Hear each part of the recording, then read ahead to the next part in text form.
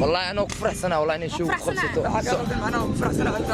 dad badan waxa arkay dhaay duud rageed ku jirta ama duud rageed ku jirto ama futar rageed ku jirto waxa lacagta laga rabo waa ciyaal xamarne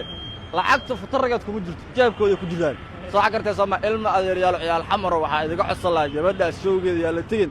cuqdad nafsi yaa lagu rido abti anigu ciyaal xamar dagaal bu kula jirinba laakiin waxa kamid ahayd dhalinyaradii showga qaban qaabinay gabadha u tagay calankii Soomaaliland dusha ka saaray abti waxaan jeclaan lahaa marka ugu horeysay in hadalkii hore iyo waxyaalihii aan ka hadlay soo dhageysato aniga qorsheygu wuxuu ahaa habboon sidii Hargeysa ugu soo dhaweysay inaan Muqdisho ugu soo dhaweeyo waana sameeyay showgii Habboon Nuura ee lagu qaban lahaa magaalada Muqdisho waxaa hareeyay buuq iyo waliba hadal hayn aad u ballaaran kadibna waxaa imaatay in la baajiyo oo showgaasi uu baaqdo Habboon Nuura maxaa u dhintay dadka reer Muqdisho maxaase keenay in la baajiyo showgaasi xageese sartu ay ka qurunsan tahay maxaa la isku haayaa maxaa la isla fahmi lahayaa barnaamijkan ayaan ku dul istaagi doonaa oo aad ku daawan doontaan sababaha iyo waxa keenay barnaamijkaasi ama showgaasi in la hakiyo murtiyay maguuraan taariikh la soo maray sheeka macnayse xamar waa madafaan waana lagama maarmaan magaalada Muqdisho waxaa lagu joojiyay bandhig faneed ay qaban rabtay fanaanada lagu magacaabo Habboon Nuura oo maalmo ka hor ka timid magaalada Hargeysa ee Somaliland fanaanada ayaa waxa ay rabtay in magaalada Muqdisho ay show ballaaran oo bulshada qaybaheeda kala duwan ay ka soo qayb galaan in ay ku qabato iyada oo dadkii qaban qaabinayay bandhig faneedkaasi ay sheegeen in dadku ay ku galayaan lacag u dhaxaysa 20 ilaa 25 dollar waa sida ay ku daabaceen baraha bulshada bandhig faneedkan ay qaban rabtay fanaanadan ayaa muran badan ka abuuray magaalada Muqdisho iyo waliba baraha bulshada ee dadku ay ku wada xiriiraan waxaana dadka reer Muqdisho ay u kala qaybsameen laba dhinac qaybta koowaad qayb diidan in bandhiga Habboon Nuura lagu qabto magaalada Muqdisho maadaama ay horay qayb uga ahayd hees loogu gafayo dadka reer Muqdisho ee ku nool magaalada caasimadda ah ee Soomaaliya ee Muqdisho qaybta labaadna waxa ay taagnaayeen qayb taageersan in ay gabadha bandhiga qabsato Muqdishona lagu qabto iyagoo aaminsan inaan gabadhan aan la ciilin cara la dareensiin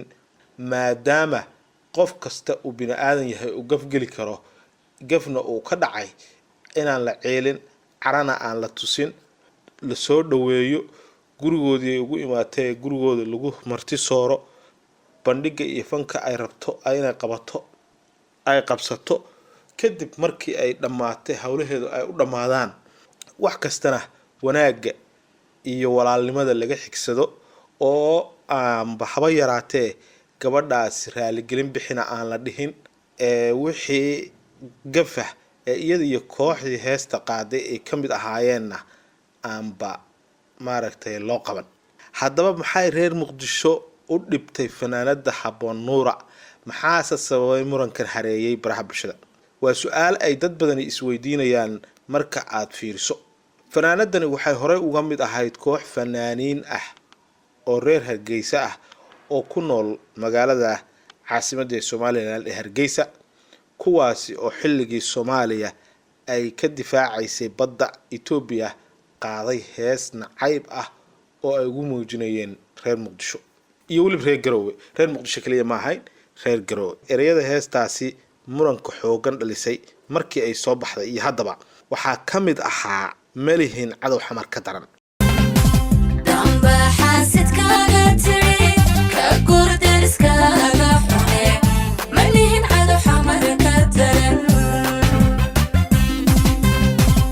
Garowe kuwa xintama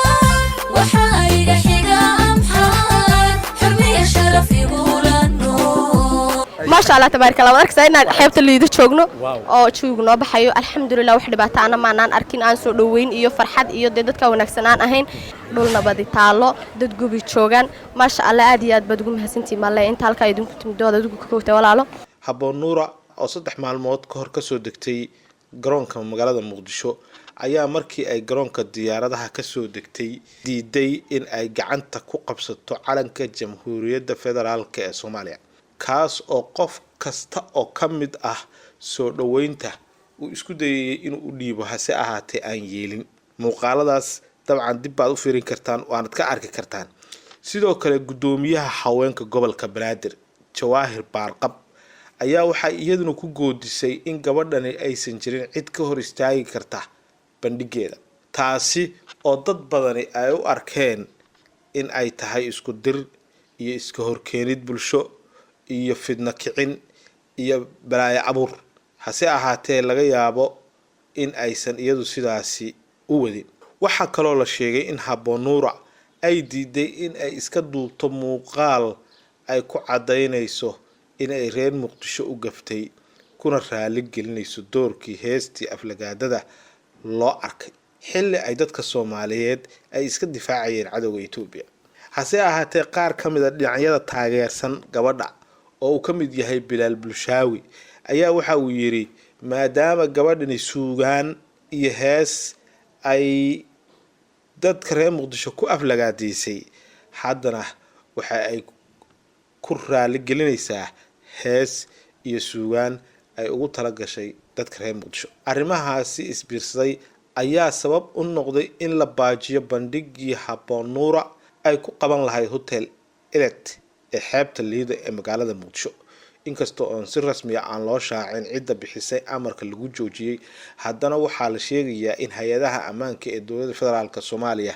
ay joojiyeen bandhigii lagu qaban lahaa magaalada Muqdisho taasi oo loo sababaynayo in ay keeni karto dhibaato ka dhalata maadaama dadka iyo dhalinyarada barnaamijka kuwa wada iyo kuwa ka soo horjeedaba ay laba qaybood u kala qaybsan yihiin meeshaasina ay ka imaan karto isku dhac iyo dhibaato iyo in cid wax ka soo gaarto taasi ayaa waxaa keentay in la baajiyo dibna loo dhigo ilaa iyo amar dambe oo aan la cayimin haddaba fadlan daawade adiga sidee bay kula muuqataa arrintan maxaad ka oran lahayd wixii aragtidaada ah nagula wadaag qaybta commentiga iyo waliba faallada mahadsanidin